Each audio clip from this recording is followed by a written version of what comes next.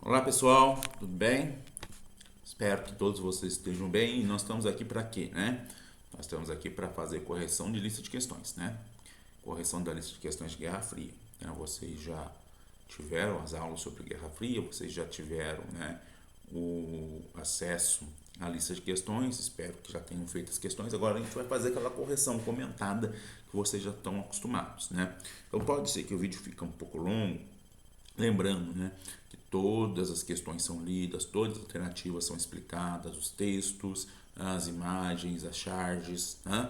Então, assim, serve também como um reforço daquilo que foi aprendido em sala, que não é um simples gabarito, né? É um reforço daquilo que foi aprendido em sala, beleza? Então, vamos lá para a nossa apostila, tá? Vou posicionar melhor aqui e a gente começa, né, com essa questão da UERJ 2024, recente, tá? Então, o que a questão vai trazer aqui? Ela vai falar sobre os países membros da OTAN, países europeus membros da OTAN, tá? Então, vamos lá. Se eu falo de OTAN, é lógico que aqui eu tenho uma lista de questões sobre Guerra Fria.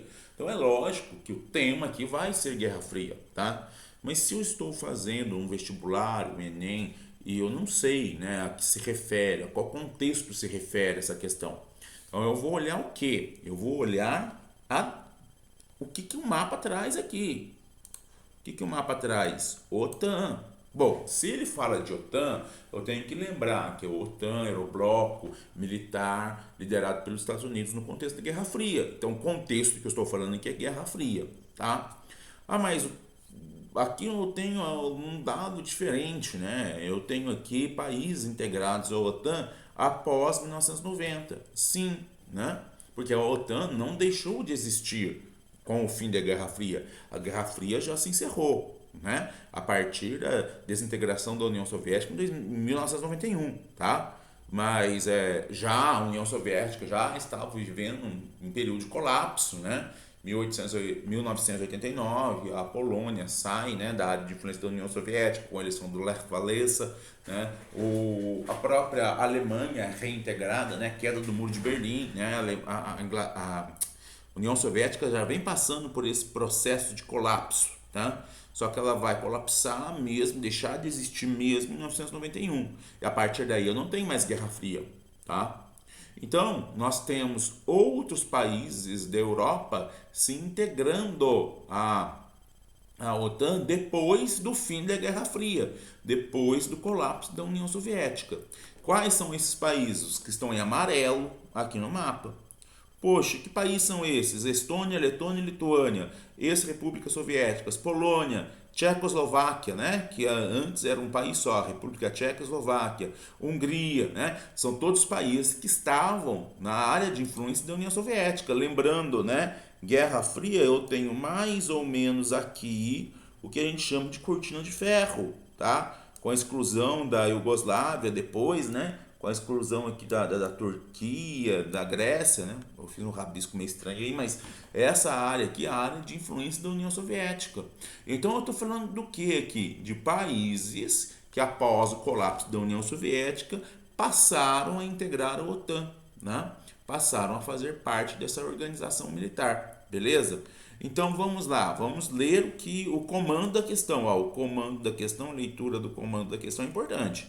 A Organização do Tratado Atlântico Norte, a OTAN, foi criada em 1949, dentro do contexto de Guerra Fria, e a partir da década de 1990 sofreu um processo de expansão, tá?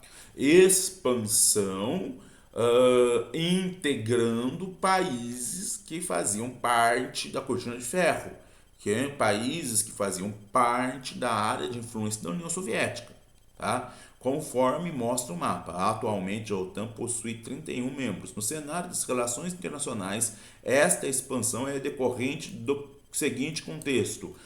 A expansão é decorrente do que, gente? Se eu tenho fim da União Soviética, se eu tenho países que orbitavam em torno da União Soviética, agora, né, fazendo parte da OTAN, esses países só passam a fazer parte da OTAN porque a União Soviética não existe mais. Letra C. Projeção da China, letra A, não está totalmente fora de contexto, né? Em 1990 a China não é ainda o que é hoje, não era o que é hoje, tá? A China começou a despontar como uma potência no início dos anos 2000, 1990 não tinha essa previsão de que a China poderia exercer tanta influência. E outra coisa, nem agora a China exerce influência sobre o leste europeu, tá? Ou ameaça o leste europeu de alguma forma para fazer com que países do leste europeu se integrem à OTAN, beleza? Continuação da Guerra Fria, lógico que não, né? A Guerra Fria acabou no instante que a União Soviética deixa de existir, tá? Implementação da multipolaridade, não porque se a gente consegue olhar para o mundo hoje e ver um mundo multipolar, com vários polos de poder, a Rússia ainda sendo um polo de poder, a China um polo de poder, né? Um polo de poder extra-ocidental, né? Rússia, China, né? Um polo de poder extra-ocidental, né? A própria Europa, né? Um polo de poder, apesar das recentes crises, recentes não, né? Quase 20 anos, né? 2008, quase 20 anos nessa crise europeia, crise do capitalismo em 2008, né? Mas nos anos 90 não. Após o fim da União Soviética, né? Os analistas geopolíticos, né, apontam que nos anos 90 houve uma hegemonia dos Estados Unidos no cenário internacional, tá? Ou seja, uma unipolaridade. Beleza? Letra C. Vamos olhar aqui a questão 2, tá? E o que nós temos na questão 2? Tá? Um cartaz desse sujeito aqui, Mao Tse Tung, tá? Um cartaz com trabalhadores chineses, Mao Tse Tung, olha só, parece que ele é o sol, né? Irradiando sobre jovens chineses, né? Jovens chineses que estão nas mãos, né, com o livro vermelho, olha lá, ó, olha lá o livro vermelho. O que foi o livro vermelho, né? Foram uma compilação das doutrinas maoístas, né, no contexto de imposição do poder de Mao Tse Tung sobre a China, é o que a gente chama de Revolução Cultural Chinesa, né? Abandono das tradições, dos valores culturais ocidentais, né? E Mao Tse Tung se colocando ali como grande líder, né? Então ao culto à figura do líder, né? Então, olha aqui, ao culto à figura do líder, tá? Aparece aí nesse cartaz, né? A própria questão já fala, né? Mao Tse Tung ali, ó, como um sol, né? Iluminando toda a China, tá? Então vamos lá, Revolução Democrática, aqui não tem nada de democracia, tá? Não pode ser isso, tá? Olha lá, Revolução Gloriosa, poxa, lembra-se bem lá que a Revolução Gloriosa aconteceu em 1688 na Inglaterra, 1688, não tem nada a ver. Revolução Vermelha é um outro nome que a gente dá para a Revolução Bolchevique na Rússia, tá? Não pode ser a Revolução Vermelha, apesar de, assim, pô, confundir, né? Livro vermelho, a Revolução, tudo bem, eu entendo que dá para confundir, mas não é essa a opção. A opção é a Revolução Cultural, tá? Eu acabei de falar, Revolução Cultural. Revolução de Outubro também é Revolução Bolchevique na Rússia, tá? Muito bem. Próxima questão, a radicalização política dos anos 60, então estou falando dos anos 60, foi dessa gente jovem.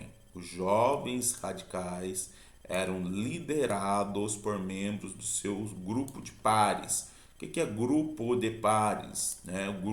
Membros liderados por membros de grupos dos seus iguais. Então eram próprios jovens que se lideraram, membros desses grupos, né? Que lideraram esses movimentos dos anos 60, tá? Isso se aplicava visivelmente a movimentos estudantis, onde estes provocaram motins operários em massa, como na França e na Itália em 1968 e 1969. A iniciativa também veio de jovens operários. Então olha aqui, ó, nós temos movimentos estudantis, né, movimentos operários, né? E aí nós temos jovens operários, né? Próprios estudantes liderando esses movimentos, tá? Ninguém, com as limitações da vida real, poderia ter idealizado os slogans confiantes, mas patentemente absurdos, dos dias parisienses de maio de 68, nem do outono quente de 1969. Tudo e súbito, queremos tudo e já. Queremos tudo e já. Então, estou falando aqui dos movimentos de 68 e 69, tá? No mundo, tá? Nós tivemos movimentos na França, movimentos na Polônia, né? Movimentos nos Estados Unidos, tá? Movimentos contra a cultura, tá? Então eram movimentos de estudantes, de jovens, de operários que se colocavam contra o conservadorismo das relações sociais naquele contexto, tá? Liberdade sexual, liberdades mais amplas, né? Liberdade de costumes, tá? Então um movimento bastante, não tem é lógico que é um movimento político também, claro que é um movimento político, mas ele não é estritamente político, tá? É um movimento muito mais de costumes, tá? Do que um movimento político estritamente falando, tá? Então vamos ver as questões, tá? As alternativas. Considerando o conteúdo do excerto e os conhecimentos sobre os anos 50 e 60 do século passado, observa-se que as mobilizações sociais eram um fenômeno exclusivamente ocidental. Não porque, né? Quando fala ocidental aqui, eu estou falando do Ocidente, né? O Ocidente nos anos 50, 60, eu estou falando do que? A área de influência do capitalismo. E se eu falo que teve movimentos na Polônia, Primavera de Praga, eu estou falando então que não foram exclusivamente ocidentais. As manifestações eram lideradas por quem? Políticos de partidos tradicionais? Não, né? Por seus próprios pares, seus próprios iguais, né? Estudantes, operários, jovens liderando esses movimentos.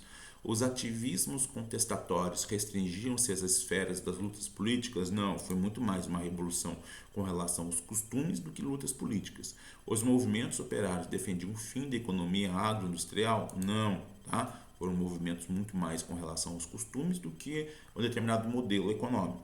As manifestações contrapunham-se aos ritmos habituais das mudanças sociais. Sim, ritmos habituais das mudanças sociais. Olha o que o texto diz, né? Queremos tudo e já. Nós não queremos esperar. Nós não queremos esperar os ritmos habituais das mudanças sociais. Nós não queremos uma mudança lenta. Nós queremos uma mudança imediata, ok? Tá? Então, letra E, ok? Não basta só a interpretação do texto. A interpretação do texto ajuda pra caramba, mas tem que lembrar um pouquinho desse movimento aí dos anos 60 também. 4. Como observou o grande filósofo Thomas Hobbes, a guerra consiste não só na batalha ou no ato de lutar, mas num período. A Guerra Fria entre Estados Unidos e União Soviética, que dominou o cenário internacional na segunda metade do breve século XX, foi sem dúvida um desses períodos, tá? Um período de guerras, tá? Um período de batalhas. Gerações inteiras se criaram à sombra de batalhas nucleares globais, né? A sombra, mas não que essa batalha tivesse feito uma sombra, né? Na iminência dessas batalhas, porque não houve batalhas nucleares globais, que acreditava-se firmemente poderiam estourar a qualquer momento e devastar a humanidade. Sobre o período conhecido como Guerra Fria, assinale a alternativa correta, tá? Então vamos lá, textinho que falou um pouquinho sobre a Guerra Fria, a gente vai ter que analisar as alternativas. Em 1957, os Estados Unidos formularam a doutrina Truman, que previa, aqui ó, presta atenção, doutrina Truman, que previa ajuda econômica para reconstruir a Europa? Não, por quê? Porque esse daqui é o Plano Marshall.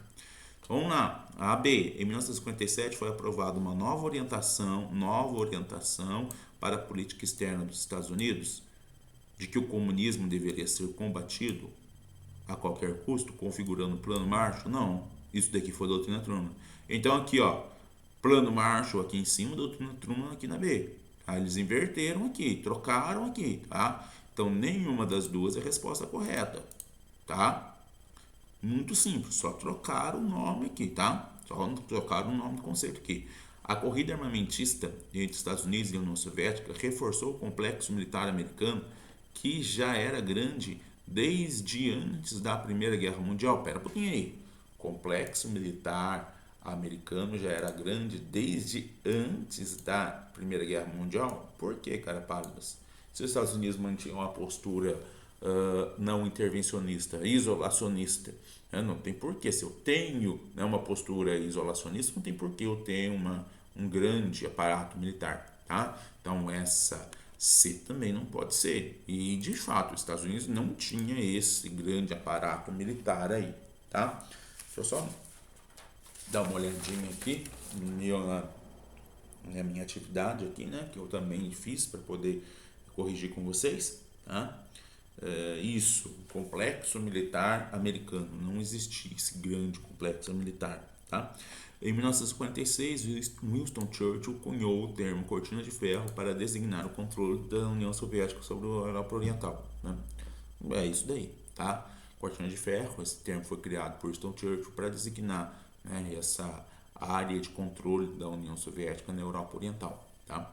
Lembrando que cortina de ferro, ferro porque o controle era rígido, mas uma cortina, tá? Então, um controle rígido, mas que tinha lá uma certa, né, fragilidade, tá?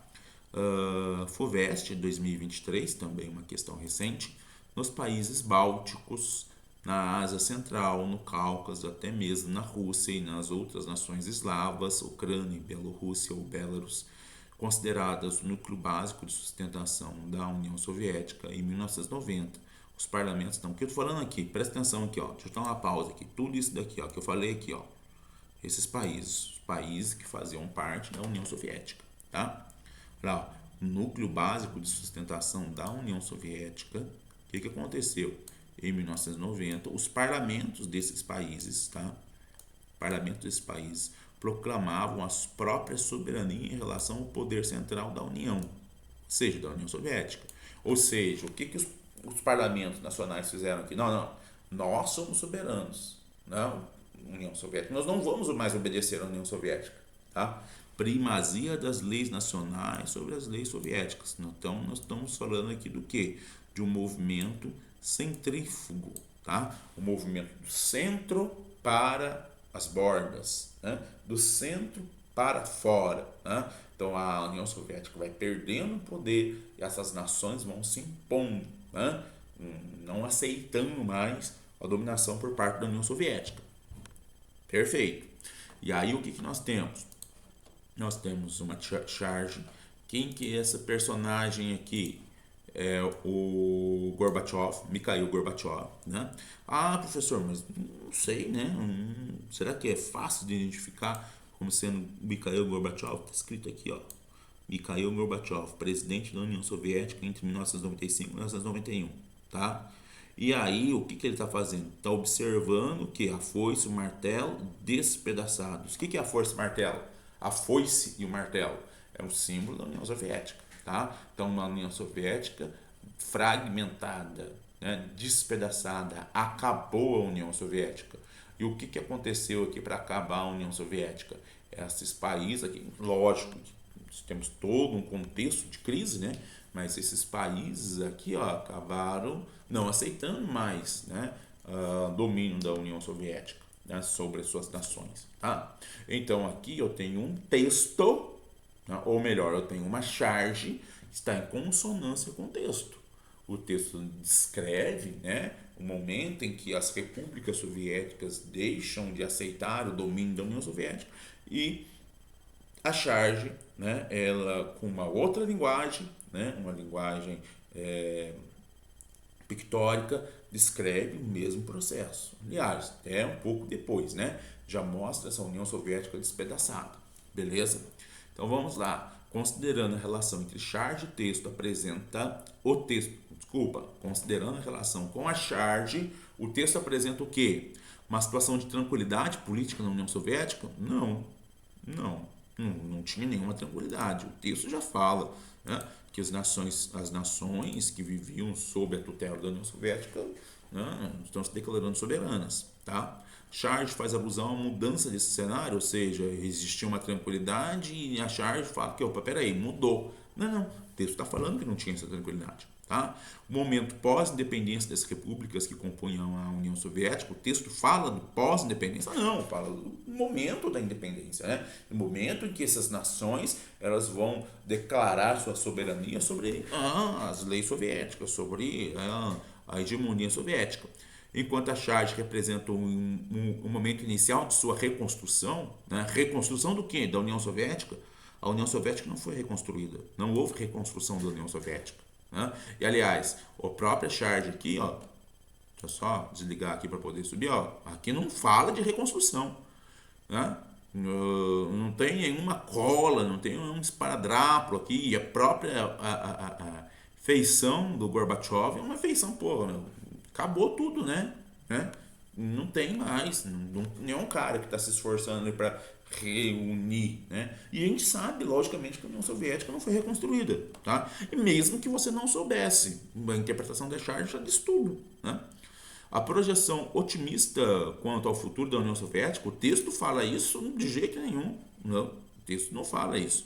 Enquanto a charge nega esse prognóstico, não, o texto e charge estão em conexão. Uma crítica ao nacionalismo das repúblicas soviéticas não é uma crítica, é uma descrição. Né? Uma descrição que essas repúblicas soviéticas, elas, do ponto de vista ali do seu nacionalismo, começaram a se tornar, né, autônomos com relação à União Soviética. Enquanto a charge celebra, né? Não tem nenhuma festa ali, o Gorbachev está cabisbaixo, né? Então ficamos com aí uma conjuntura de crise no governo Gorbachev, né? Crise, as repúblicas estão se tornando independentes, enquanto a charge representa o subsequente colapso da União Soviética. Tá? Letra E. 6. Durante muito tempo existiu uma aliança invisível envolvendo os dirigentes. Olha aqui, ó, a aliança invisível envolvendo os dirigentes da Austrália, Estados Unidos, Canadá, Reino Unido e Nova Zelândia, intimamente chamada Five Eyes, os 5 gigantes da espionagem. A origem dessa rede remonta à Segunda Guerra Mundial. Vamos subir um pouquinho. Washington e Londres trocavam informações segundo um acordo assinado em 1943 e oficialmente promulgado em 1946. Esse acordo ligava diretamente os sistemas de interceptação de sinais da Agência de Segurança Nacional estadunidense, NSA, aos do seu equivalente britânico, o Government Communications Headquarters, GCHQ. O Canadá uniu-se a esses países em 1948 e a Austrália e Nova Zelândia em 1956. Tá? Então eu estou falando o quê? Eu estou falando de um grupo de países que realizavam espionagens. Tá? O texto fala, né? Uma aliança invisível, então não era visível, não era um acordo como a OTAN, por exemplo, que era um acordo que todo mundo sabia que existia, né? Era um acordo invisível, né? Um acordo de espionagem entre esses países. E aí que eu estou falando, surgiu na Segunda Guerra Mundial. Cuidado, porque o texto vai falar que o Canadá se uniu em 48 e a Nova Zelândia e a Austrália em 56. Então, 48 e 56 é Guerra Fria. Tá? Então não estou falando de Guerra Fria, tá? Qual que era o objetivo desse acordo, então? Se a gente entende que o contexto dele era de Guerra Fria, impedir a entrada de armas no leste europeu e na China, né? Não sei se essa aqui seria uma alternativa correta. Garantir a execução do Plano Marshall, tá? Um acordo secreto para garantir o Plano Marshall. O texto nem fala de Plano Marshall. O texto também não fala de armas, né? Identificar movimentos anticapitalistas na Ásia, América Latina e África. Tá? Isso daqui é mais interessante, porque se eu ver Estados Unidos, Canadá, Nova Zelândia, Austrália e Inglaterra eram países capitalistas. Por que os países capitalistas queriam fazer espionagem? Né? Para observar algum grupo socialista, algum grupo que recebia recursos da União Soviética para estabelecer alguma revolta na Ásia, América Latina e África? Pode ser. Controlar as fronteiras dos países pertencentes à União Soviética, certo? Controle de fronteiras? Acho que não. Auxiliar o expansionismo territorial do povo árabe no Oriente Médio? Isso daqui está muito estranho. Então ficamos entre essas duas, né? Controlar fronteiras ou identificar movimentos? O que um espião faz mais? Eu acho que um espião não controla a fronteira, né? Então a gente opta pela C, tá? Então vamos por eliminação, vamos com cuidado. É uma questão que talvez num vestibular, no Enem, você faria uma primeira leitura e depois passasse, né? Resolver outras questões para depois voltar nela com mais atenção. Uma questão mais complicadinha, tá? É mais complicadinha. Vamos para 7. Muito rapidamente o processo de uma tensa bipolarização. Olha como que as questões são diferentes, né? A 6 é mais complicadinha, essa aqui é bem fácil. Um processo de tensa bipolarização passou a dominar as relações internacionais de uma forma tão drástica que nas décadas seguintes seria difícil recuperar a atmosfera de aliança que derrotaram o nazismo. Vamos lá. Qual aliança que derrotou o nazismo? Inglaterra, Estados Unidos e União Soviética. Tá. O processo de bipolarização deixou as relações tensas. Essa aliança não mais se recuperaria. Poxa, eu estou falando de União Soviética e Estados Unidos, né? Então, estou falando desses dois países, tá? E o que é a União Soviética e Estados Unidos? Guerra Fria, tá? Então, olha aqui, ó, letra P. Esse é certo destaca o surgimento da Guerra Fria, que opôs os Estados Unidos e a União Soviética, que haviam sido aliados contra a Alemanha na Segunda Guerra Mundial, tá? Vamos analisar as outras. Do macartismo foi a caça às bruxas, caças comunistas nos Estados Unidos. Do macartismo que permitiu a abertura de processos judiciais contra os norte-americanos que se aliaram ao nazismo. O macartismo não foi isso. Da ONU, no surgimento da ONU, a ONU surgiu com essa bipolarização, né? A ONU surgiu num momento, né, ou numa iniciativa, né, que não dava para recuperar as alianças, que dispôs a auxiliar a recuperação dos países que haviam sido aliados à Alemanha. A ONU, recuperação dos países que se aliaram à Alemanha. Nossa, totalmente estranho, tá vendo? Não tem sentido. Do stalinismo, que se valeu da propaganda política para atacar a Alemanha e os países socialistas. O stalinismo o Stalin atacar países socialistas. Bom, também totalmente ridículo, né? Do Muro de Berlim, que isolou a Alemanha recém-derrotada na Segunda Guerra Mundial dos países comunistas do leste europeu. Não, mas ao contrário, né? A União Soviética construiu o Muro de Berlim para isolar, né, parte comunista de Berlim da parte capitalista. Tá vendo que aqui, ó, você consegue identificar claramente, bom, o texto está falando de Guerra Fria, né? Então é muito fácil. E as outras questões estão questões sem pé nem cabeça, tá? Então é uma questão bem mais tranquila de se responder. Observe o cartaz ilustrado por Roman Slivovich, que nome estranho, Cieslewicz, em 1968. Acho que é isso, o nome desse indivíduo aí, tá? Olha que interessante, eu tenho quem aqui, né? Eu tenho o super-homem, né? E aqui é um super-homem USA, Estados Unidos, e aqui CCCP, né? Que é União das Repúblicas Socialistas Soviéticas, a sigla alfabeto russo, né? O alfabeto cirílico russo, tá? Então aqui União Soviética e Estados Unidos, ambos são super-homens, ambos têm um grande poder que se equivale, tá? Eles estão em lados opostos, mas o poder deles se equivale, tá? Então vamos lá, a cartaz faz referência ao combate ideológico entre liberalismo e social-democracia durante a Segunda Guerra Mundial. Não, né? Na Segunda Guerra Mundial não houve liberalismo, social-democracia, embate ideológico. Você podia colocar embate ideológico entre...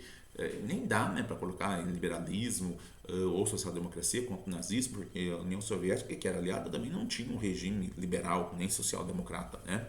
Ao poder inigualável das duas potências, poder de duas potências que era igualável no período histórico chamado Guerra Fria, exatamente, É isso daí, a letra B. A crítica marxista à ideologia capitalista difundida pela indústria de cultura de massas? Poxa, é, eu acho que não é isso que está querendo dizer aqui, né?